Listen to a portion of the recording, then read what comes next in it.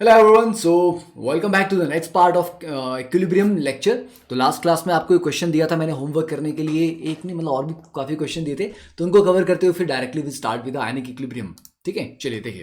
तो यहाँ पर इस क्वेश्चन में बेसिकली देखिए क्या पूछा गया था आपको यहाँ पर दिया गया है कि equilibrium constant for the reaction N2 + 3H2 gives you 2NH3 at 500 Kelvin is 0.061। तो मतलब आपके पास इक्विलिब्रियम कांस्टेंट 0.061 वैल्यू ऑलरेडी है। Now at a particular time the analysis shows that the composition of the reaction mixture, मतलब composition का मतलब है कि reaction में प्रेजेंट डिफरेंट जो भी आपके स्पीशीज हैं उनकी क्या क्या कंसेंट्रेशन है वो बताया गया है। ठीक है, तो composition of reaction mixture is 3 मोल पर लीटर नाइट्रोजन है, तो नाइट्रोजन की कंसेंट्रेशन आपको दी गई है 3 मोल पर लीटर। एंड उसके बाद अगर आप हाइड्रोजन की देखें, हाइड्रोजन की कंसेंट्रेशन दी गई है 2 मोल पर लीटर। एंड अमोनिया की कंसेंट्रेशन दी गई है 0.5 मोल पर litre. Okay, now is the reaction at equilibrium. तो ये आप देखिए, आपको पता है कि रिएक्शन इक्विलिब्रियम पे है कि नहीं, ये कैसे पता करेंगे हम क्यू कैलकुलेट करेंगे। ठीक है, तो क्यों करेंगे, क्यों इसलिए करेंगे क्योंकि क्यों करना होता है। ठीक है ना, रिएक्शन क्वेश्चन कैलकुलेट करना होता है। ठीक है, I am just joking, I know you, तुम लोगों को पता है इतना। देखिए N2 + 3H2 gives you 2NH3, इसके लिए Q की वैल्यू क्या आएगी, अमोनिया की concentration raise to power 2 divide by concentration of N2 into concentration of H2 raise to power 3। तो बस ये जो आपको डेटा बेटा, ये तीनों कंसंट्रेशन की वैल्यू यहाँ पर पुट करेंगे। तो अगर आप पुट करेंगे तो उसकी वैल्यू कैलकुलेट करके कितनी आएगी, लेट मी चेक कितना आ रहा है, क्योंकि सॉल्व करने में टाइम तो बर्बाद करना नहीं है। 0.0104, ओके, इतना आ रहा है कैलकुलेट करके। तो Q डेफिनेटली कम है इक्विलिब्रियम कांस्टेंट से। तो Q क्योंकि पीछे है, इक्विलिब्रियम कांस्टेंट से कम है, इसका मतलब रिएक्शन को भी और आगे जाने की जरूरत है। तो रिएक्शन इक्विलिब्रियम पे तो नहीं है, कहां जाएगा, फॉरवर्ड जाएगा। ठीक है, तो reaction will move forward to reach equilibrium. Now next question, which of the following is incorrect about the chemical equilibrium. Delta G at constant temperature and pressure is equal to 0, obviously yes, that is correct. और हमें incorrect पूछा गया है, equilibrium constant is independent of initial concentration of reactant. हाँ, equilibrium constant, अब आप चाहे reactant से चल के इक्विलिब्रियम पे पहुंचे, चाहे प्रोडक्ट से चल के पहुंचे, चाहे दोनों का मिक्सचर लेके पहुंचे, किसी भी तरफ से आप आ सकते हो। तो इनिशियल अमाउंट कितना, उससे कोई फर्क नहीं पड़ता। अमाउंट बढ़ा घटा लेने से भी ली-चैटले प्रिंसिपल के अकॉर्डिंग क्या बोलता है वो, कि वो रीएडजस्ट करके वहीं पे आ जाएगा।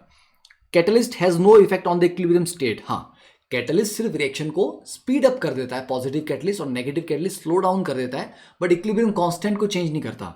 Reaction stops at equilibrium, that is wrong. Reaction is dynamic, जितना फॉरवर्ड जा रहा है उतना बैकवर्ड भी होता है।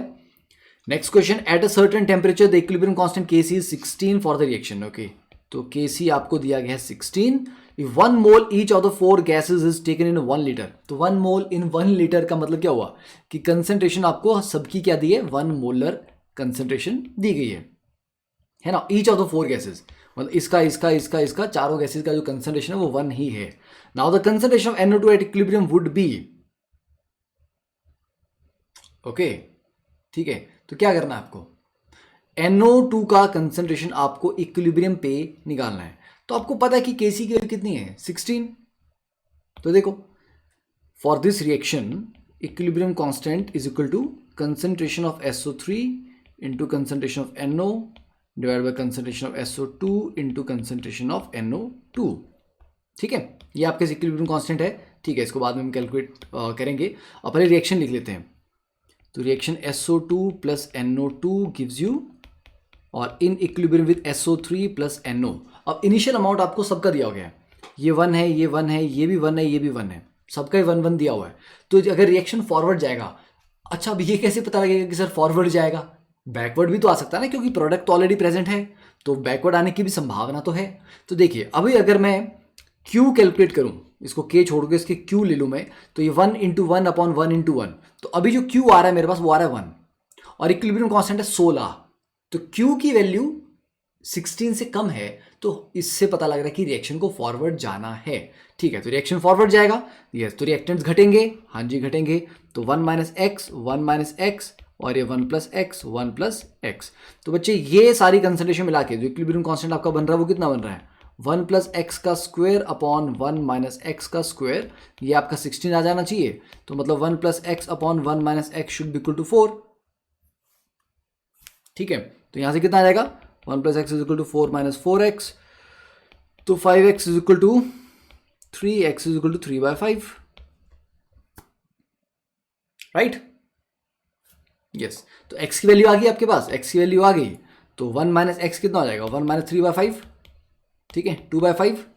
तो जो NO2 की कंसंट्रेशन है दैट इज 2/5, क्योंकि वॉल्यूम तो 1 लीटर ही है, ठीक है, तो जो आपका 2/5 आ रहा है वही आपकी कंसंट्रेशन है। डन, तो ये 0.4 मोल पर लीटर आ गया, सिंपल सा क्वेश्चन था। Then next one, for the reaction AB2 gas gives you AB + B gas if alpha is negligible, मतलब काफी वीक, यहां पर रिएक्शन फॉरवर्ड डायरेक्शन में काफी ज्यादा नहीं जा पा रहा, अल्फा काफी कम है, ठीक है, negligible with respect to 1, then degree of dissociation of alpha, मतलब डिग्री ऑफ डिसोसिएशन अल्फा जो है AB2 का दैट इज प्रोपोर्शनल टू, किसके प्रोपोर्शनल होगा, देखिए अब AB2 in equilibrium with AB + B, ठीक है, तो अल्फा के बारे में बात हो रही है, तो इनिशियल अमाउंट 1 लेके चलते हैं, तो T = 0 पे मान लेते हैं, AB2 का 1 मोल दिया है, ये 0 है, ये 0 है, और एट इक्विलिब्रियम ये 1 - अल्फा आ गया, ये अल्फा आ गया, ये अल्फा आ गया, तो टोटल मोल एट इक्विलिब्रियम कितने आ गए 1 + अल्फा, तो उसको अप्रॉक्सीमेटली 1 ले सकते हैं क्योंकि उसने बोला कि अल्फा निग्लिजिबल है 1 के सामने, ठीक है। Then degree of dissociation alpha is proportional to 1/p 1/v 1/रूट ऑफ प्रेशर। अब देखिए, अब अल्फा को प्रेशर के साथ रिलेट किया जा रहा है, तो अगर मैं यहाँ पे डायरेक्टली इक्विलिब्रियम कांस्टेंट का एक्सप्रेशन लिखूँ तो के इक्विलिब्रियम क्या आ जाएगा, प्रेशर ऑफ AB, क्योंकि ये सारी हैं तो गैसेस, तो pressure of AB into pressure of B upon pressure of AB2, ठीक है, याद रहेगा, ओके। तो Kp इज इक्वल टू, दूसरा फॉर्मूला आपने पढ़ा होगा, चलो ये के इक्विलिब्रियम जो है आपका ये एक्चुअली Kp था, दूसरा आपने पढ़ा होगा कि Kp is equal to Kx into total pressure raise to power delta Ng, ठीक है, तो ये वाला फॉर्मूला अप्लाई करके देखते हैं, ठीक है। तो Kp is equal to Kx के लिए मतलब मोल फ्रैक्शन, तो बेटा AB का मोल फ्रैक्शन कितना आएगा, उसके कितने मोल है अल्फा, अपॉन टोटल कितने हैं 1 + अल्फा, और B के भी कितने हैं अल्फा अपॉन 1 + अल्फा, और AB2 के कितने हैं 1 - alpha upon 1 + alpha, into total pressure जो P है raise to power delta Ng, तो प्रोडक्ट में 2 मोल है गैस के, रिएक्टेंट में 1 है, तो 2 - 1 1, ये आ गया। तो अगर ये बोल रहा है कि अल्फा निग्लिजिबल है 1 के सामने, तो ये 1 + अल्फा इज रफली 1, ये 1 है, ये 1 है, ये भी 1 है, तो ये Kp कितना आ जाएगा मेरे पास, तो Kp आ जाएगा मेरे पास alpha square upon nothing, just alpha square, क्योंकि ये भी 1 हो गया, ये वाला 1 हो गया, just alpha square into P, ठीक है। तो अल्फा कितना आ गया, अल्फा कितना आ गया Kp अपॉन P का रूट, और Kp तो कांस्टेंट होती है, इक्विलिब्रियम कांस्टेंट की वैल्यू एक पर्टिकुलर टेम्परेचर पे तो फिक्स होती है, तो मतलब alpha is inversely proportional to root of pressure, तो हाँ जी रूट ऑफ प्रेशर के तो इनवर्सली प्रोपोर्शनल है, और pressure is inversely proportional to volume, तो रूट ऑफ वॉल्यूम के डायरेक्टली भी आ जाएगा, तो 3 और 4 दोनों आ जाएंगे, 3 और 4 दोनों ऑप्शन आ जाएंगे, तो समझ आएगी, तो सिंपल सा क्वेश्चन था।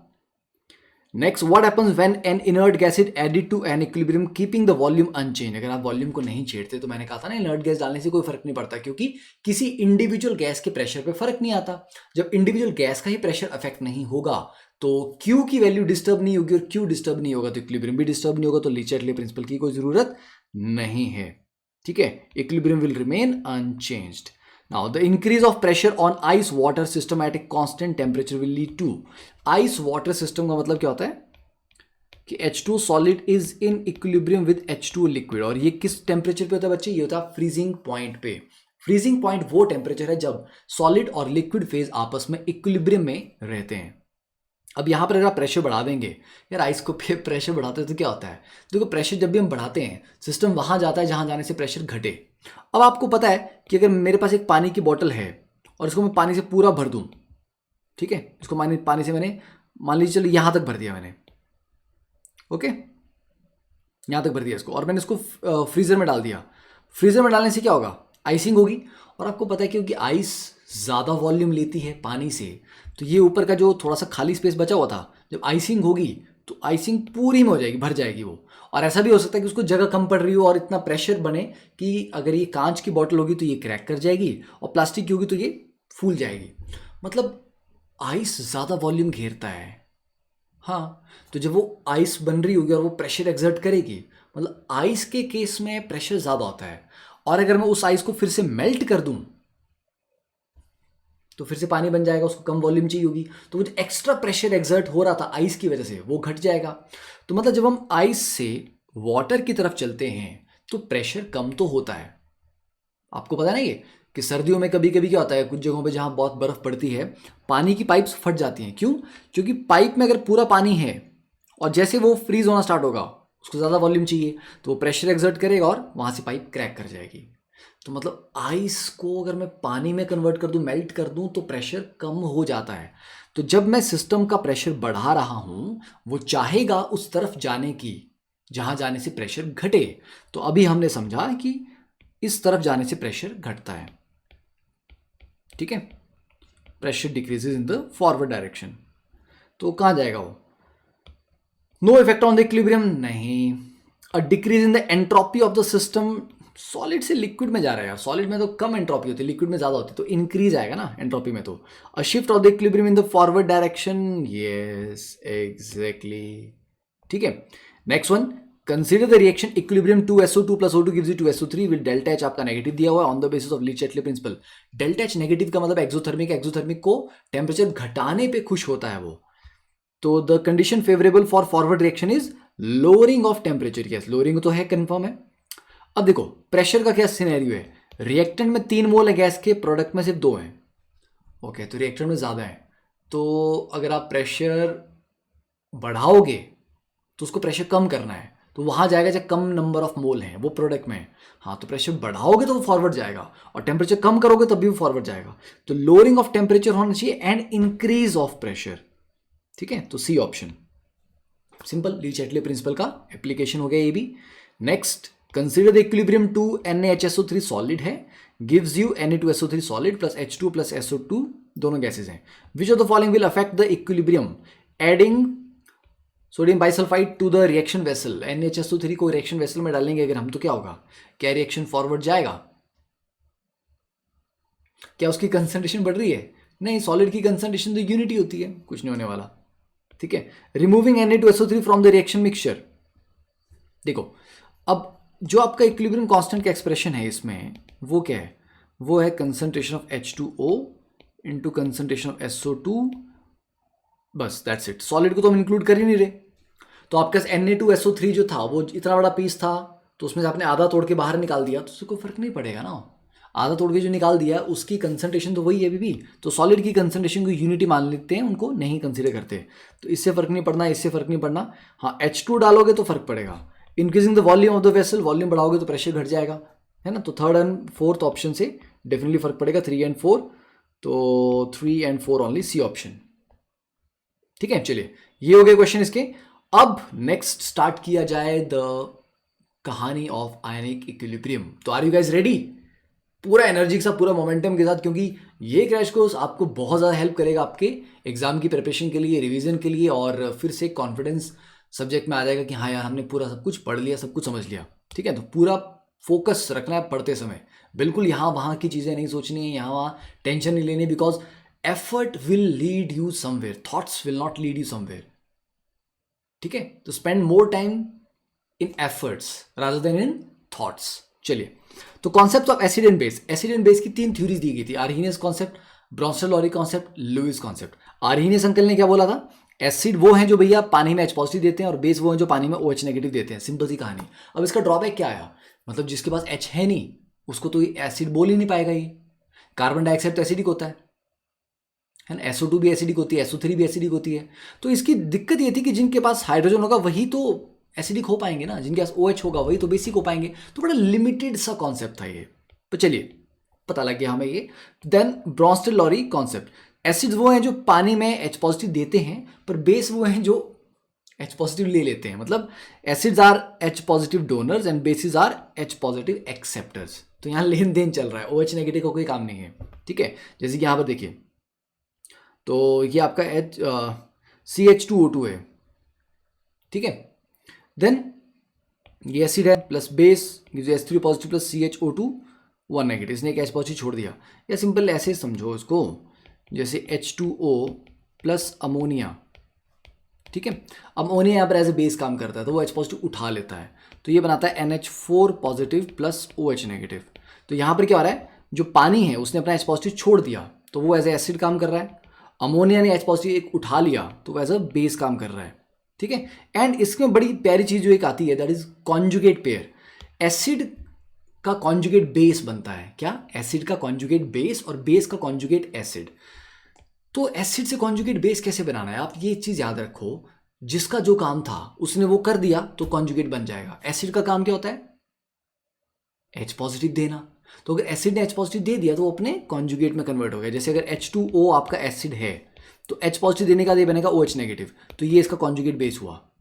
अगर मान लो अमोनिया को हम एसिड ले रहे हैं, मान लो किसी रिएक्शन में अमोनिया को एज एसिड ट्रीट करना पड़ा, तो एसिड का काम क्या होता है, H पॉजिटिव देना, तो H पॉजिटिव देने के बाद ये बचेगा NH2 नेगेटिव, तो ये इसका कॉन्जुगेट बेस बना, ठीक है। तो एसिड जब अपना काम कर देगा, H पॉजिटिव दे देगा तो वो कॉन्जुगेट बेस में कन्वर्ट हो जाएगा, और बेस जब अपना काम कर लेगा मतलब H पॉजिटिव लेने का, तब वो अपने कॉन्जुगेट एसिड में कन्वर्ट हो जाएगा। जैसे मान लीजिए OH नेगेटिव आपका बेस है, इसका काम क्या है, H पॉजिटिव लेना, तो ये H2 बना देगा, तो ये बेस था तो इसका कॉन्जुगेट एसिड हो गया ये, समझे। और stronger the species weaker the conjugate, जितनी स्ट्रॉन्ग स्पीशीज होगी उतना ही वीक उसका कॉन्जुगेट होगा, मतलब स्ट्रॉन्ग एसिड का कॉन्जुगेट बेस बहुत वीक होता है,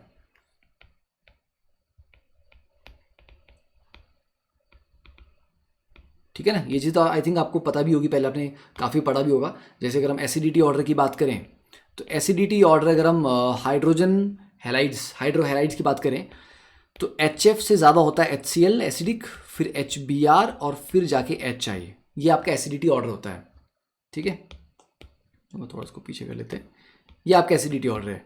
तो अगर HI सबसे स्ट्रॉन्ग एसिड है तो उसका कॉन्जुगेट बेस सबसे वीक होगा, तो I नेगेटिव सबसे वीक बेस होगा, I नेगेटिव के बाद Br नेगेटिव, फिर Cl नेगेटिव, फिर F नेगेटिव। तो ये ध्यान रखना, कोई स्पीशीज जितनी स्ट्रांग होगी उसका कॉन्जुगेट उतना ही वीक होगा, ठीक है, सिंपल।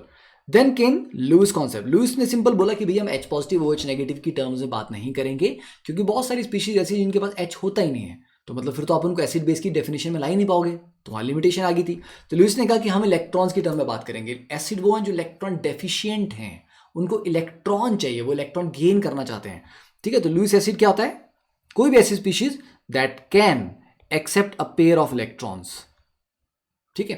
अब पेयर ऑफ इलेक्ट्रॉन कौन लेगा, जिसके ऊपर पॉजिटिव चार्ज है वो तो लेगा, यस। तो जो कैटायंस हुए वो तो लुईस एसिड्स हुए, हाँ मोस्टली, है ना, मोस्टली हुए, बिल्कुल ठीक है।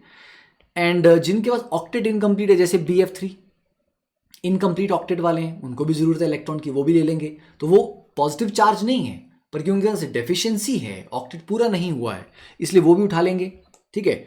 और CO2 SO2 कईयों के पास क्या होता है, क्योंकि कोई डेफिशिएंसी नहीं है पर खाली ऑर्बिटल पड़ा हुआ है, तो दे दोगे तो हम ले लेंगे इलेक्ट्रॉन्स, तो वो तब ले लेते हैं। तो कई ऐसे भी होते हैं डेफिशिएंसी नहीं है कि ऑक्टेट कमी है या फिर पॉजिटिव चार्ज है, नहीं, बोलो सब भरा पूरा है पर एक गोदाम खाली है, तो तुम सामान भिजवाओगे तो हम रखवा लेंगे, कोई दिक्कत नहीं अपने को। तो ऐसी स्पीशीज भी एसिड का काम कर जाती हैं। तो बेस क्या हुए फिर, जो इलेक्ट्रॉन भेजने वाले हैं, जो डोनेट करने वाले हैं। तो डोनेट कौन करता है, या तो एक्स्ट्रा लोन पेयर आपके पास पड़ा हुआ है या आपके पास नेगेटिव चार्ज है, ठीक है। अमोनिया है, H2O है, O2 नेगेटिव है, OH नेगेटिव हो गए, इन सब के पास क्या है, एक्स्ट्रा है तो पेयर ऑफ इलेक्ट्रॉन पड़ा हुआ है। न्यूट्रल भी हो सकता है, मतलब लोन पेयर पड़ा हुआ है, जैसे अमोनिया के में नाइट्रोजन के पास एक लोन पेयर है, वाटर में ऑक्सीजन के पास 2 लोन पेयर हैं, ठीक है। और ऐसा भी हो सकता है कि नेगेटिव चार्ज यू, जैसे OH नेगेटिव हो गया, Cl नेगेटिव हो गया, Br नेगेटिव हो गया, तो डोनर्स आपके लुईस बेस होते हैं। देन टाइप्स ऑफ इलेक्ट्रोलाइट्स, देखिए 2 तरह की स्पीशीज हम क्लासीफाई करते हैं सब्सटेंसेस को, electrolytes and non electrolytes. Electrolytes वो जो पानी में जाके आयनाइज हो जाते हैं, नॉन इलेक्ट्रोलाइट्स वो जो पानी में जाके आयनाइज नहीं होते। जैसे चीनी को पानी में डालेंगे तो क्या पानी में आयंस आएंगे, नहीं। सॉल्ट को पानी में डालेंगे तो सॉल्ट के आयंस बनेंगे ना, Na positive Cl negative, yes. तो सॉल्ट एक इलेक्ट्रोलाइट है पर शुगर एक इलेक्ट्रोलाइट नहीं है, ठीक है। तो इलेक्ट्रोलाइट्स में फर्दर क्या आता है, strong electrolytes, weak electrolytes. Strong electrolytes which dissociate completely, पूरी तरह टूट जाते हैं वो, मतलब 100 पार्टिकल डालें तो 100 टूट जाएंगे। उनके लिए अल्फा कितना होता है, डिग्री ऑफ डिसोसिएशन 100%, ठीक है। तो that is alpha is equal to 1 बोल दो या 100% बोल दो। और weak electrolyte which dissociate partially, partially का मतलब वीक जनरली क्या होता है, इनका अल्फा जो है वो लेस देन 0.1 होता है, मतलब 10% से कम डिसोशिएट होते हैं ये, मुश्किल से 1, 2, 3, 4%, मैक्सिमम 5 हो गया, है ना। तो अल्फा जो आपका 0.1 से काफ़ी कम होता है। ओके, तो ये आपके वीक इलेक्ट्रोलाइट्स हैं, जैसे वीक एसिड हो गया, वीक बेस हो गए। स्ट्रॉन्ग इलेक्ट्रोलाइट्स में कुछ सॉल्ट आ गए, जरूरी नहीं सारे सॉल्ट 100% आयनाइज हो जाएं, कुछ सॉल्ट 100% घुल जाते हैं, कुछ नहीं भी घुलते हैं। तो सारे के सारे सॉल्ट को स्ट्रॉन्ग इलेक्ट्रोलाइट मत मान लेना। हाँ, स्ट्रॉन्ग एसिड्स, स्ट्रॉन्ग बेस, ये आपके स्ट्रॉन्ग इलेक्ट्रोलाइट्स हैं। पर वीक एसिड, वीक बेस और कुछ सॉल्ट वो वीक इलेक्ट्रोलाइट्स की कैटेगरी में आते हैं ना। तो अब मतलब ये हुआ कि हम इलेक्ट्रोलाइट्स की स्ट्रेंथ को अल्फा से पता कर लेते हैं। जिसका अल्फा बड़ा है मतलब उतना स्ट्रांग है वो, अल्फा जितना कम होगा उतना वीक है। तो वैल्यू ऑफ अल्फा किस किस पे डिपेंड करती है? Nature of electrolyte, strong electrolyte के लिए अल्फा बड़ा होता है, वीक इलेक्ट्रोलाइट के लिए अल्फा छोटा होता है। नेचर ऑफ सॉल्वेंट, अब नमक को पानी में डाला आपने तो नमक घुल गया, नमक को तेल में डालोगे तो आयनाइज होगा क्या? नहीं। तो सॉल्वेंट का भी फर्क पड़ता है ना। सिर्फ ये बोल देना हाँ ये स्ट्रॉन्ग इलेक्ट्रोलाइट है, भैया किस सॉल्वेंट में आप डाल रहे हो उसके अकॉर्डिंग बताओ ना फिर। तो अल्फा जो वो इंक्रीज करता है डाइलेक्ट्रिक कांस्टेंट के साथ। जैसे पानी का डाइलेक्ट्रिक कांस्टेंट बहुत ज्यादा है तो पानी में डालने पे चीजें जल्दी से आयनाइज होती हैं क्योंकि उसका डाइलेक्ट्रिक कांस्टेंट हाई है। तो अल्फा बढ़ता है अगर सॉल्वेंट का डाइलेक्ट्रिक कांस्टेंट भी बढ़े तो। डाइल्यूट करने से अल्फा बढ़ता है, मतलब वीक एसिड था उसको डाइल्यूट कर दो तो उसका अल्फा बढ़ता है। किसी भी वीक इलेक्ट्रोलाइट का अगर आप उसको डाइल्यूट करते जाएंगे तो अल्फा बढ़ता है। टेम्परेचर बढ़ाने से अल्फा बढ़ता है क्योंकि ज़्यादा टेम्परेचर में ज़्यादा एनर्जी मिलती है तो उनको टूटने के लिए जो एनर्जी चाहिए होती है वो मिल जाती है हमें, तो ज़्यादा टूटते हैं तो अल्फा बढ़ता है। तो ये पॉइंट्स हो गए कि अल्फा किन किन के ऊपर डिपेंड कर रहा है ना। ओस्टवाल्ड डाइल्यूशन लॉ, ये आप सबसे पहले पढ़ते हैं आई थिंक आयनिक में इलेक्ट्रोलाइट्स के बाद। तो ओस्टवाल्ड डाइल्यूशन लॉ सिर्फ वीक इलेक्ट्रोलाइट्स के लिए ही हम यूज़ करेंगे, ठीक है। तो ये क्या करता है, ये डिग्री ऑफ डिसोसिएशन को आपका डाइल्यूशन के साथ रिलेट करता है। देखिए ए बी आपका जो है एक वीक इलेक्ट्रोलाइट है, क्योंकि स्ट्रॉन्ग इलेक्ट्रोलाइट होता तो 100% आयनाइज हो जाता। तो मैं इक्विलिब्रियम नहीं लिखता। इक्विलिब्रियम का मतलब है कि रिएक्टेंट भी बचे हुए हैं, थोड़े से प्रोडक्ट भी हैं, दोनों चीजें हैं। स्ट्रॉन्ग इलेक्ट्रोलाइट में रिएक्टेंट बचता ही नहीं है, पूरा आयनाइज हो जाता है। तो A B gives you A positive plus B negative, ये इक्विलिब्रियम था। इसकी इनिशियल कंसंट्रेशन सी 0 और आयनाइज होने के बाद C into 1 minus alpha C alpha, right. अभी क्योंकि वीक इलेक्ट्रोलाइट है तो उसका अल्फा काफी कम होगा। अल्फा काफी कम होगा तो मतलब 1 माइनस अल्फा को रफली मैं 1 ले सकता हूं। ये अप्रोक्सीमेशन मैंने क्यों लगाई क्योंकि वीक इलेक्ट्रोलाइट मैंने पहले आपको बोल रखा है कि उसका भी अल्फा काफी कम होता है। तो वीक इलेक्ट्रोलाइट के लिए 1 माइनस अल्फा को अप्रोक्सीमेटली 1 लिख लेंगे हम। तो इसका अगर मैं इक्विलिब्रियम कांस्टेंट लिखूं तो C alpha upon C into 1 minus alpha, तो मतलब C alpha square upon 1 minus alpha. 1 minus alpha को रफली 1 ले लो तो यह रहेगा सी अल्फा स्क्वायर। तो K is equal to C alpha square. तो अल्फा कितना आ जाएगा, रूट के इक्विलिब्रियम अपॉन सी। तो रूट के इक्विलिब्रियम अपॉन सी में के इक्विलिब्रियम तो एक कांस्टेंट वैल्यू है, पर सी क्या है, कंसंट्रेशन। अगर मैं कंसंट्रेशन को देखो कम करता हूं तो अल्फा बढ़ता है। इस रिलेशन से आपको समझ आ रहा होगा, सी को कम करूंगा तो अल्फा बढ़ेगा। तो कंसंट्रेशन कम करने का मतलब क्या होता है, डाइल्यूशन करना बच्चे, सिंपल सी कहानी है। तो अल्फा जो डाइल्यूशन के साथ बढ़ता है, ये हमने यहां पर प्रूव भी कर दिया इक्वेशन के थ्रू। तो देखिए ये कंसंट्रेशन वर्सेस अल्फा का ग्राफ है। कंसंट्रेशन कम करूंगा तो अल्फा बढ़ता है और बढ़ते बढ़ते बढ़ते बढ़ते बढ़ते मैक्सिमम 1 पे आता है, क्योंकि 1 के ऊपर अल्फा जा ही नहीं सकता। 100% डिसोसिएशन से आगे और क्या करोगे।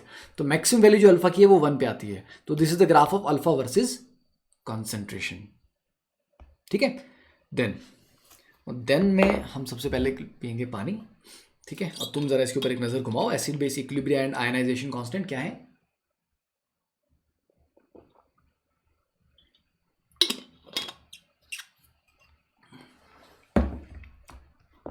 देखो अब जैसे कि स्ट्रॉन्ग एसिड है, स्ट्रॉन्ग बेस है, उसके लिए तो रिएक्शन 100% हो गया, कोई इक्विलिब्रियम आया ही नहीं। वीक एसिड है, वीक बेस है, थोड़ा सा डिसोशिएट करते हैं और इक्विलिब्रियम में आ जाते हैं, तो उनके लिए इक्विलिब्रियम कांस्टेंट तो लिखना पड़ेगा ना। तो एसिड का जो डिसोसिएशन कांस्टेंट होता है, मतलब एसिड की डिसोसिएशन वाले रिएक्शन का जो इक्विलिब्रियम कांस्टेंट होता है उसको बोलते हैं के ए। तो के ए का मतलब होता है एसिड डिसोसिएशन कांस्टेंट, और के ए की वैल्यू ज़्यादा होगी तो मतलब वो ज़्यादा डिसोशिएट हुआ तो थोड़ा स्ट्रॉन्ग एसिड है। तो के ए की वैल्यू जितनी ज़्यादा होगी मतलब एसिड उतना स्ट्रॉन्ग है। और वैसे बेस के लिए के बी, बेस डिसोसिएशन कांस्टेंट, के बी की वैल्यू हायर होगी तो मतलब बेस ज़्यादा डिसोशिएट हो रहा है, ज़्यादा अच्छा है, स्ट्रॉन्गर है, ठीक है। तो चलिए एसिड की अगर हम बात करें तो एसिड को हम एच ए से डिनोट करते हैं, क्योंकि जनरली एसिड्स को एच पॉजिटिव डोनर माना जाता है। तो सर आप बोल ए क्या है, एनायन यार, एच ए का मतलब है एच पॉजिटिव और ए नेगेटिव। तो H पॉजिटिव तो होना ही है उसमें, क्योंकि एसिड है वो, H पॉजिटिव देना है उसको। बाकी जो पूरा जो स्पीशीज उसको ए नेगेटिव करके बोल दिया हमने।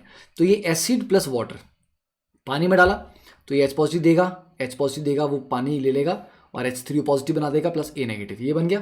नाउ C00 वही चीज, C × 1 minus alpha C alpha C alpha, ठीक है। और K इक्विलिब्रियम कांस्टेंट कितना रहेगा इसमें, देखो ये वाला। तो इक्विलिब्रियम कांस्टेंट अगर मैं यहाँ पर लिखते हैं हम इसके लिए, ठीक है, तो that will be H3O positive concentration into A negative concentration upon HA into water, है ना। नॉर्मली तो यही होना चाहिए था आपका। तो यहाँ पे अगर मैं इक्विलिब्रियम कांस्टेंट लिखूँ तो वो आ जाएगा ए नेगेटिव की कंसंट्रेशन इंटू H3O पॉजिटिव की कंसंट्रेशन अपॉन HA की कंसंट्रेशन इंटू H2O की कंसंट्रेशन, ये आ जाएगा, ठीक है। तो अगर ये H2O की कंसंट्रेशन को मैं यहाँ मल्टीप्लाई कर दूँ इक्विलिब्रियम कांस्टेंट के साथ, क्यों, क्योंकि पानी मेरे पास एक्सेस में है। एक्सेस में तो उसका मतलब बाल्टी भर के पानी में से 4 चम्मच तुमने निकाल भी लिए तो उसकी कंसंट्रेशन में कुछ खास डिफरेंस नहीं आने वाला, वो रफली कांस्टेंट रहेगी। तो क्योंकि वाटर की कंसंट्रेशन रफली कांस्टेंट ही थी क्योंकि वो एक्सेस में था, तो ये कांस्टेंट है, ये कांस्टेंट है, दोनों को मल्टीप्लाई करेंगे तो नया कांस्टेंट आ जाएगा। तो ये दोनों को मल्टीप्लाई किया तो नया कांस्टेंट बना जिसको बोला KA and this is KA, ठीक है। ये हाँ, ये जो मैंने इक्विलिब्रियम कांस्टेंट यहाँ लिखा ना, ये एक्चुअली, ठीक है। तो चलो इसको उड़ा देते हैं। तो पहले हमारे पास ये आया, फिर यहां से ये आया, राइट, ठीक है। तो ये आपके पास KA आ गया। तो KA हो गया एसिड डिसोसिएशन कांस्टेंट, जितनी ज्यादा वैल्यू होगी उसकी उतना ही एसिड आपका स्ट्रांग होगा। बस बाकी तो आपको पता ही है, वो alpha square C upon 1 minus alpha. और 1 माइनस अल्फा में उसको रफली 1 कब लेते हैं, ऐसा नहीं कि हमेशा ही आपने 1 माइनस अल्फा को 1 ले लिया, नहीं, अल्फा काफी कम होना चाहिए, मतलब 0.1 से भी काफी कम होना चाहिए, ठीक है। तो जब आपका अल्फा 10% से कम है, 3-4-2% कुछ ऐसा है, तब आप उसको इग्नोर कर सकते हो, उसके ऊपर नहीं करना है, ठीक है।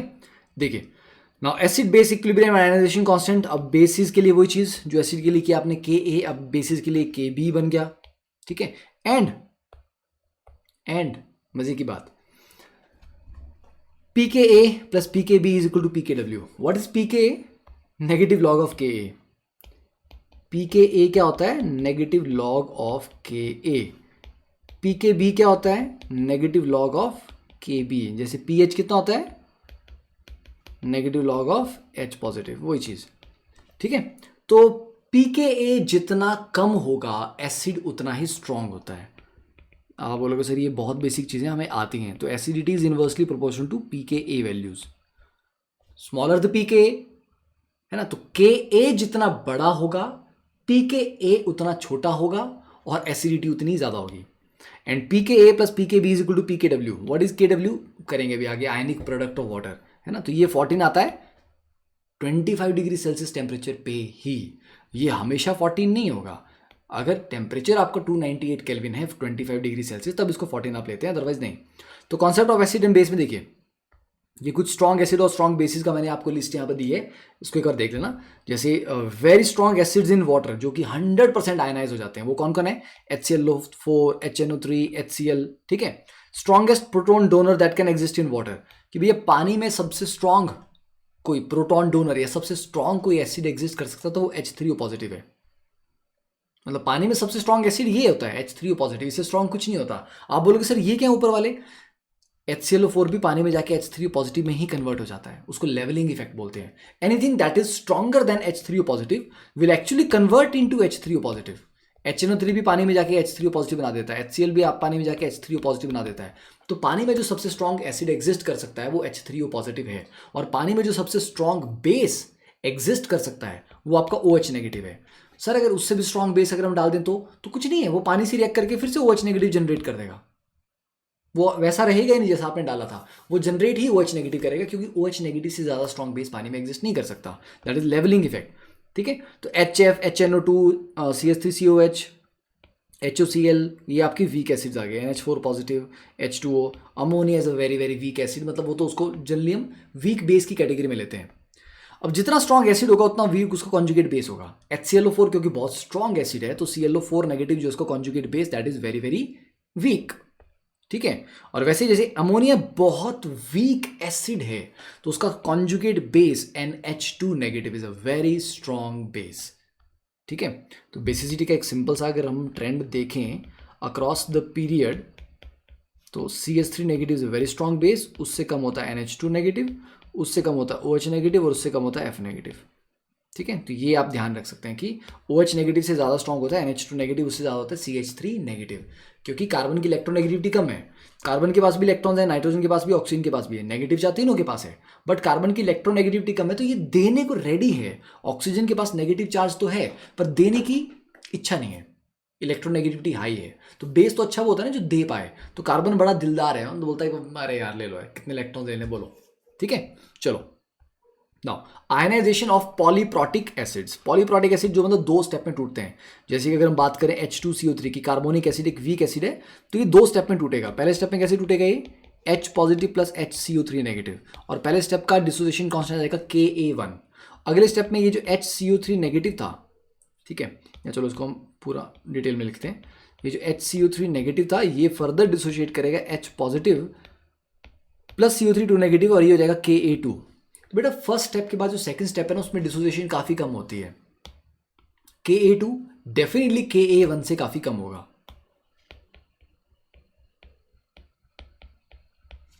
होगा ही होगा। अगर तीन स्टेप वाला हो कोई तो फर्स्ट के बाद सेकंड स्टेप स्लो होगा, सेकंड का थर्ड और भी, मतलब स्लो नहीं बोलूंगा मैं बोलूंगा उसका एक्सटेंट बहुत कम होगा, इसकी वैल्यू बड़ी कम होगी। Ka1 बड़ा होगा, Ka2 छोटा होगा, Ka3 और भी छोटा होगा। मतलब अगले अगले स्टेप्स में जो एक्सटेंट ऑफ रिएक्शन है वो घटता चला जाता है कॉमन आयन की वजह से, क्योंकि यहाँ पर भी H पॉजिटिव आया, अब ये स्टेप क्यों फिर से H पॉजिटिव जनरेट कर रहा है, तो वो कॉमन आयन करके क्या करेगा, रिएक्शन को स्लो डाउन करेगा, क्योंकि ये ऑलरेडी एग्जिस्ट कर रहा है H पॉजिटिव। और H पॉजिटिव आएगा तो ये बोलेगा कि चलो बेटा वापस जाओ, रिएक्शन पीछे जाओ, प्रोडक्ट आप डाल रहे हो। देखिए तो अगर इसकी कंसंट्रेशन C लेते हैं, ये 0 है और ये 0 है, तो C इंटू 1 माइनस अल्फा 1, अब अल्फा भी 1 अल्फा 1 अल्फा 2 करना पड़ेगा, अल्फा 1 और ये आ जाएगा C अल्फा 1, ये आ जाएगा C अल्फा 1। ठीक है, अब ये जो HCO3 नेगेटिव था ये कितना जनरेट हुआ, C अल्फा 1। ओके यस, तो ये C अल्फा 1 जनरेट हो गया था, हाँ जी। और ये H पॉजिटिव कितना था, ये H positive already C alpha 1 तो पहले से था, ये 0 था, तो अभी हो जाएगा C alpha 1 into 1 minus alpha 2, तो ये रहेगा C अल्फा 1 अल्फा 2 जो जनरेट हुआ, प्लस जो पहले से था C अल्फा 1 वो तो पहले से था, और ये हो जाएगा C अल्फा 1 अल्फा 2। तो ये है, तो अगर आपको अब पूछा जाए कि H पॉजिटिव की कंसंट्रेशन कितनी है टोटल यहाँ पे, तो C alpha 1 plus C alpha 1 alpha 2। और आपको पूछा जाए कि भैया HCO3 नेगेटिव की कंसंट्रेशन कितनी है, C alpha 1 into 1 minus alpha 2। और पूछा जाए कार्बोनेट की कंसंट्रेशन कितनी है, C अल्फा 1 अल्फा 2। ठीक है, तो इसको भी 1 माइनस अल्फा 2 कर लो यहाँ पे।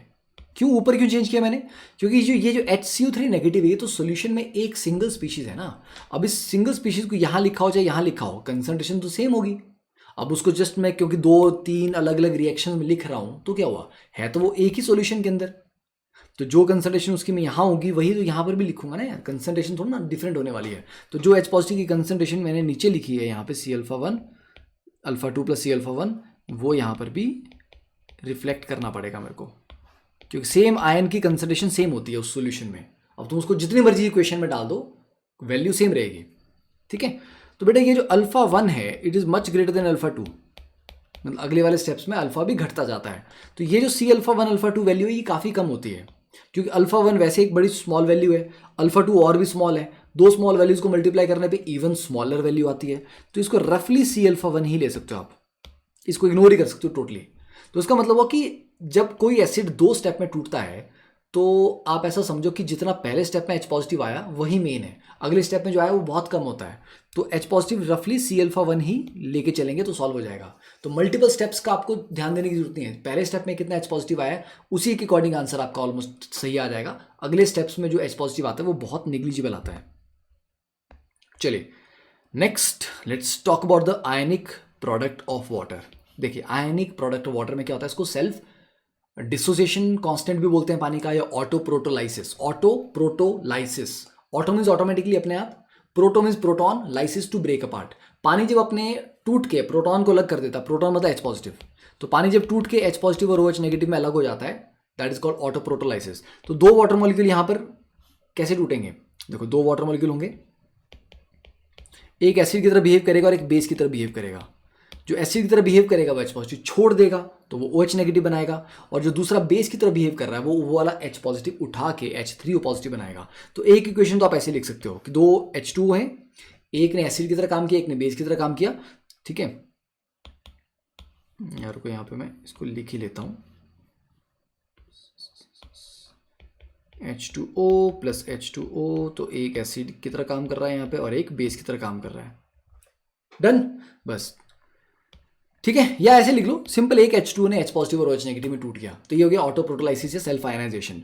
तो प्योर वाटर में क्या होता है, जितना H पॉजिटिव बनेगा उतना ही OH नेगेटिव भी बनेगा, तो दोनों की कंसंट्रेशन बराबर होगी और सोल्यूशन आपका न्यूट्रल होगा। और प्योर वाटर की मोलैरिटी आपको पता होना चाहिए, मोल कॉन्सेप्ट में पढ़ा हुआ है, 55.55 मोलर होती है ना। अब इस रिएक्शन का अगर हम इक्विलिब्रियम कांस्टेंट लिखें, इसके लिए लिख लें या इसके लिए लिख लें, बात बराबर है, तो इक्विलिब्रियम कांस्टेंट आ जाएगा H3O पॉजिटिव की कंसंट्रेशन इंटू OH नेगेटिव की कंसंट्रेशन डिवाइड बाय H2O। अब आप बोलोगे सर H2 तो एक्सेस में था, हाँ ठीक है, तो उसकी कंसंट्रेशन रफली कांस्टेंट थी, पर थी ना कुछ तो थी। इस H2 की कंसंट्रेशन कितनी थी, ये 55.55। तो ये जो H2 है क्योंकि कांस्टेंट है, तो इसको अगर मैं इक्विलिब्रियम कांस्टेंट से मल्टीप्लाई कर दूं, then I get H3O positive into OH negative. Okay, तो this K equilibrium into concentration of water, that is called KW, ionic product of water, मतलब just H3 positive into OH negative। तो KW temperature के साथ बढ़ता है, क्योंकि आप heat करेंगे उसको ज़्यादा एनर्जी मिलेगी, तो ये जो टूटने वाला स्टेप है ये आसान हो जाएगा, क्योंकि तोड़ने का मतलब होता है एनर्जी कंज्यूम हो रही है उसमें। तो जितनी आसानी से मेरे पास एनर्जी मिल रही होगी मेरे को, मैं और ज़्यादा चीज़ें तोड़ सकता हूँ, तो ज़्यादा मॉलिक्यूल टूट पाएंगे अगर टेम्परेचर हायर रहेगा। तो KW बढ़ता है जब टेम्परेचर बढ़ता है। तो KW की वैल्यू 298 केल्विन पे 10 रेज टू पावर -14 होती है। तो KW अगर 10 रेज टू पावर -14 है, तो PKW कितना हो जाएगा 14, क्योंकि KW 10 रेज टू पावर -14 था। तो ये सिर्फ इस टेम्परेचर पे है, अगर मैं टेम्परेचर बढ़ा दूंगा तो KW बढ़ जाएगा। 10 रेज टू पावर 14 से 10 रेज टू पावर -13 भी आ सकता है, 10 रेज टू पावर -12 भी आ सकता है। तो PKW आपका 14 कब होता है, सिर्फ 298 केल्विन पे ना। तो ये तो हमने ऊपर पढ़ा भी कि K इक्विलिब्रियम इनटू H2 की कंसंट्रेशन इज एक्चुअली KW। तो बेटा H2 की कंसंट्रेशन कितनी थी 55.55, तो मतलब KW कितना हो जाएगा, सॉरी K इक्विलिब्रियम कितना हो जाएगा, KW अपॉन 55.55, तो मतलब 10 raise to power -14 upon 55.55, that is 1.8 into 10 raise to power -16। तो कई बार क्वेश्चन आता है, they do not ask the ionic product of water, they ask absolute dissociation constant of water. तो ये जो इक्विलिब्रियम कांस्टेंट आपका था, this is called absolute dissociation constant of water. तो ये निकालने के लिए क्या करना है आपको, KW divided by molarity of water करना होता है। तो ध्यान देना, क्वेश्चन में पूछा क्या गया है कि absolute dissociation constant of water तो नहीं पूछा गया। ओके डन, चलिए नाउ pH। तो pH हमें पता है कि एसिड बेस को डिफाइन करने के लिए pH स्केल हम यूज करते हैं ना। एसिड 7 पे न्यूट्रल आता है, 7 से पीछे आपके एसिड होते हैं, 7 से आगे आपके बेस होते हैं। 7 पे ही न्यूट्रल क्यों आता है, that is the question. Neutral हमारा 7 पे क्यों आता है, उससे पहले क्यों नहीं आता। तो न्यूट्रल एक्चुअली आपका 7 पे नहीं आता, that is a misconception. Neutral आता है आपका PKW डिवाइड बाय 2 पे, क्योंकि जो pH रेंज है वो 0 से 14 नहीं होती, वो 0 से PKW पे होती है। PKW की वैल्यू आपकी 14 होती है रूम टेम्परेचर पे, इसलिए हम इसको 0 to 14 मान लेते हैं। पर ऐसा मत सोचना कि pH की स्केल आपकी 0 to 14 होती है, 0 से PKW पे होती है। तो मिडिल पॉइंट क्या आएगा उसका, PKW डिवाइड बाय 2। तो अगर PKW 14 है तो 7 हो जाएगा, अगर PKW 12 होता तो वो 6 पे आ जाता। तो न्यूट्रल पॉइंट आपका 6 पे भी आ सकता है अगर आप टेम्परेचर को हायर रखोगे। जब आपका KW की वैल्यू 10 रेज टू पावर -12 होगी तो PKW की वैल्यू आपके पास 12 आ जाएगी, तो तब आपका न्यूट्रल पॉइंट 6 पे आ जाएगा। तो ये चीज़ ध्यान में रखना, न्यूट्रल पॉइंट को चेंज किया जा सकता है अगर टेम्परेचर आपका बदल दिया जाए तो। pH आपको पता है negative log of H positive. What is this A? A is activity. Activity और concentration are not exactly same, but they are very similar. Dilute solution में जो concentration है वही लगभग एक्टिविटी होती है, पर concentrated solution में एक्टिविटी और concentration थोड़ा डिफरेंट वैल्यू आती है। तो चिंता नहीं करनी कि जगह A लिखा होगा, this is just but activity है, just like concentration for dilute solution। ठीक है, तो dilute solution के लिए pH is equal to negative log of H positive. तो H पॉजिटिव की concentration कितनी जाएगी 10 raise to power minus pH, मतलब एंटी लॉग ऑफ pH। तो POH क्या होता है, negative log of OH negative. PKW negative log of KW। PH plus POH is equal to PKW, जो आपको मैंने बताया अभी, वो पूरी pH स्केल यही होती है ना। तो pH के बारे में आई डोंट थिंक उतना ज़्यादा डिटेल में जाने की ज़रूरत है, क्योंकि आपने बचपन से आप इसको पढ़ते आए हो। ठीक है, तो ये तो आपको मैंने बता ही दिया। Now the point is acids के लिए जब हम पीएच कैलकुलेट करते हैं, जैसे कि मेरे पास 10⁻⁻² मोलर HCl है, तो 10⁻⁻² मोलर HCl कितना H पॉजिटिव देगा? 10⁻⁻² मोलर H पॉजिटिव। तो 10⁻⁻² मोलर H पॉजिटिव का पीएच कितना आ जाएगा? 2। ठीक है, अगर 10⁻³ मोलर HCl होता तो 3, -4 होता तो 4। ठीक है, वेरी सिंपल ना। हाँ, कब तक सिंपल है? जब तक आपका H पॉजिटिव जो एसिड से आ रहा है उसकी कंसंट्रेशन अगर 10⁻⁻6 मोलर से ज्यादा है। कितने से ज्यादा? 10⁻⁻6 मोलर से ज्यादा। ओके, मतलब 10⁻⁻5 हो, -4 हो, -3 हो, -2 हो, लाइक दैट, तो सिंपल है।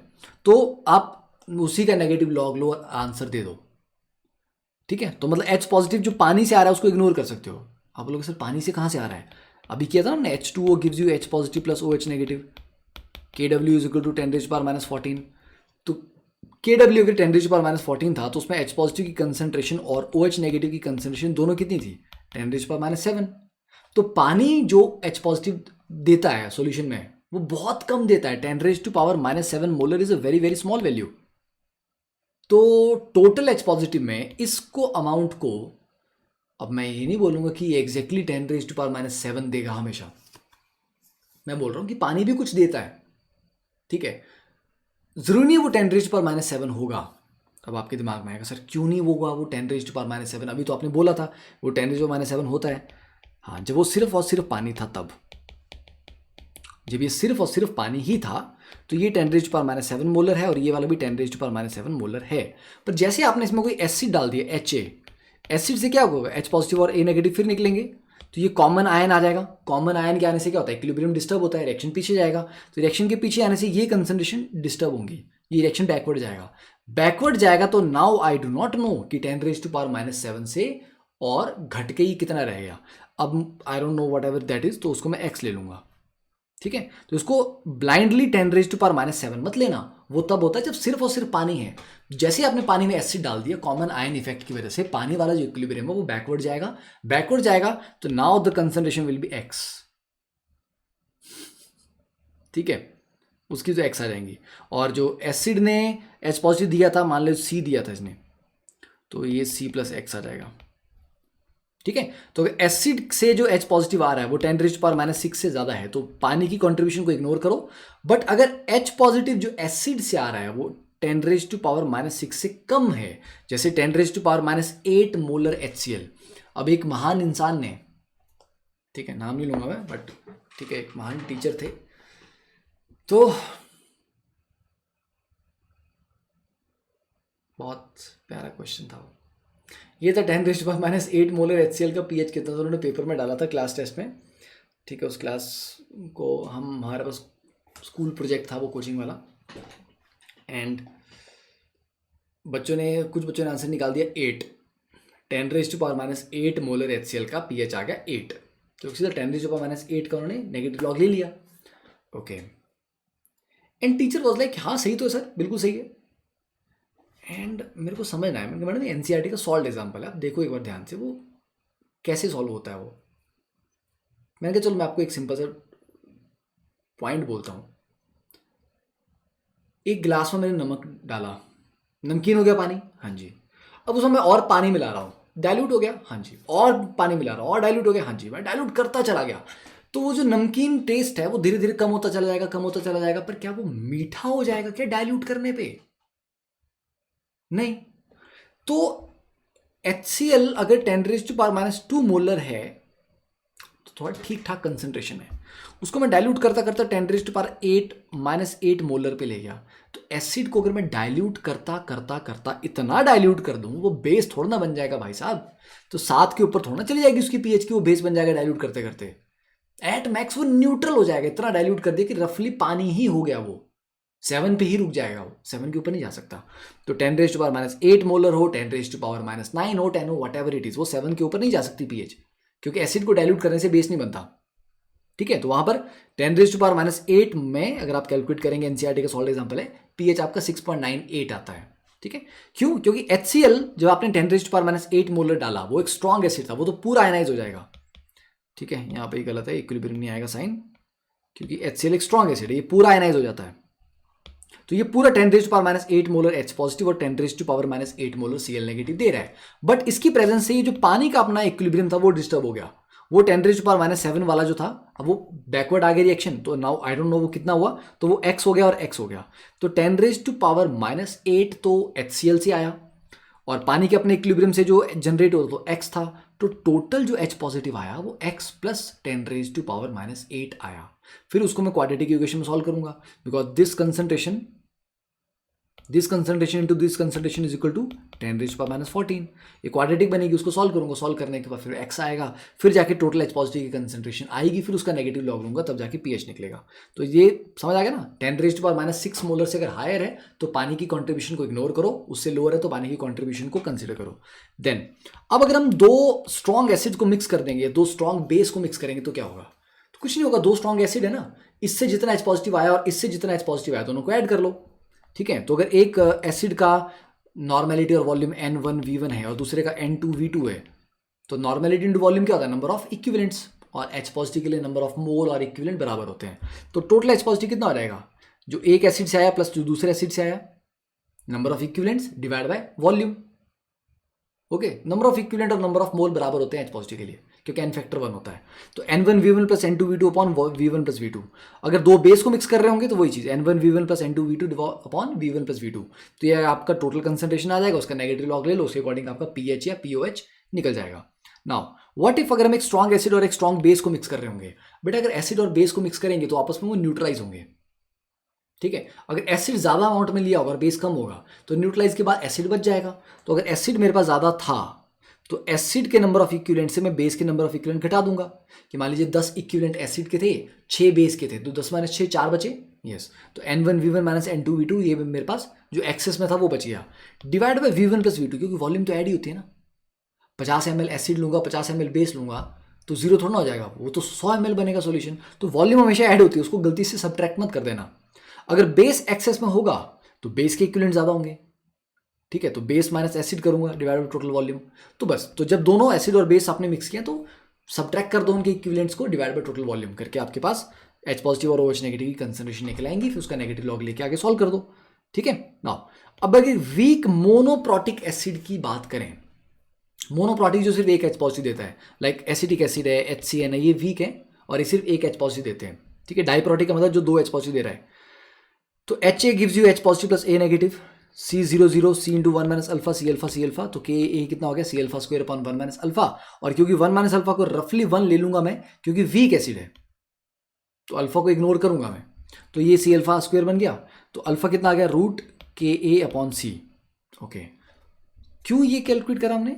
बताता हूँ, हमें तो pH निकालना था। हाँ जी, तो pH कैसे निकलेगा? H पॉजिटिव की कंसंट्रेशन से। हाँ जी, तो H पॉजिटिव की कंसंट्रेशन कितनी है? C alpha.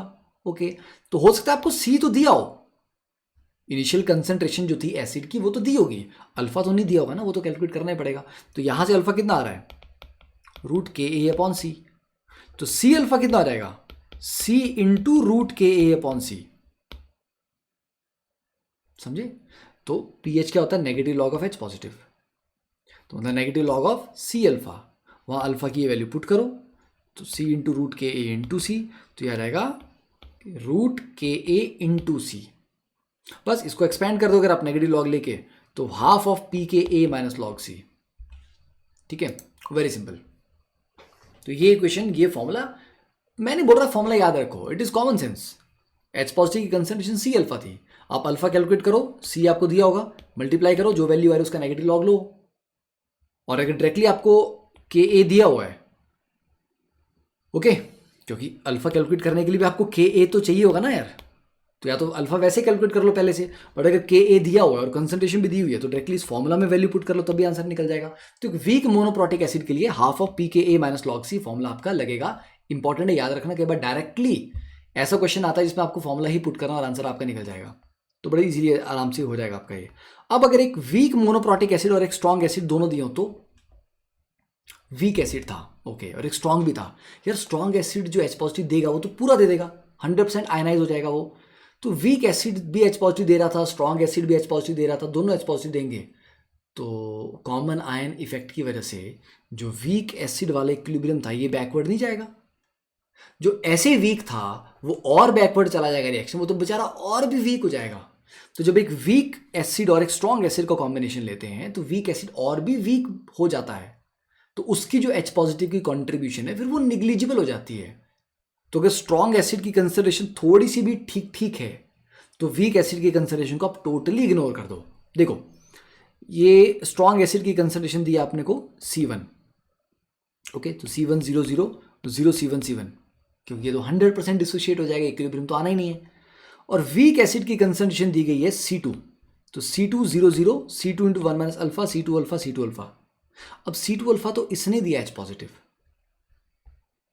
C1 यहां से भी तो आया था, तो ये टोटल H पॉजिटिव कितना हो गया C2 अल्फा प्लस C1, तो टोटल H पॉजिटिव हो गया C2 अल्फा प्लस C1।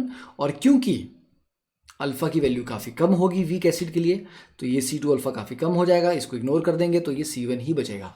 तो जब भी वीक एसिड और स्ट्रॉन्ग एसिड का कॉम्बिनेशन लेते हैं तो हम टोटल H पॉजिटिव किसका कंसिडर करते हैं, सिर्फ स्ट्रॉन्ग एसिड से जो आ रहा है, वीक वाले को इग्नोर ही करते हैं, और उसी से आप कैलकुलेशन कर लोगे, रफली सेम आंसर आपका सही आ जाएगा। ओके चलिए, यहाँ तक ये कहानी तो हो गई है and we are almost at 50 minutes.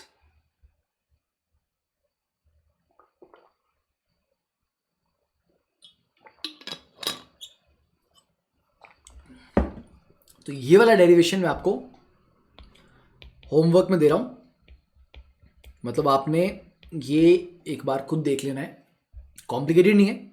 यहाँ पर दो वीक मोनोप्रोटिक एसिड्स हैं, दो अलग अलग, एक HA है और एक HB है, ठीक है, तो उनका दोनों का अलग अलग अपना अल्फा 1 अल्फा 2 होगा, तो टोटल जो H पॉजिटिव आएगा या pH आएगा वो डेरिवेशन में अगर आप ना भी जाएं तो भी चलेगा, आप डायरेक्टली ये वाला फॉर्मूला याद कर सकते हो,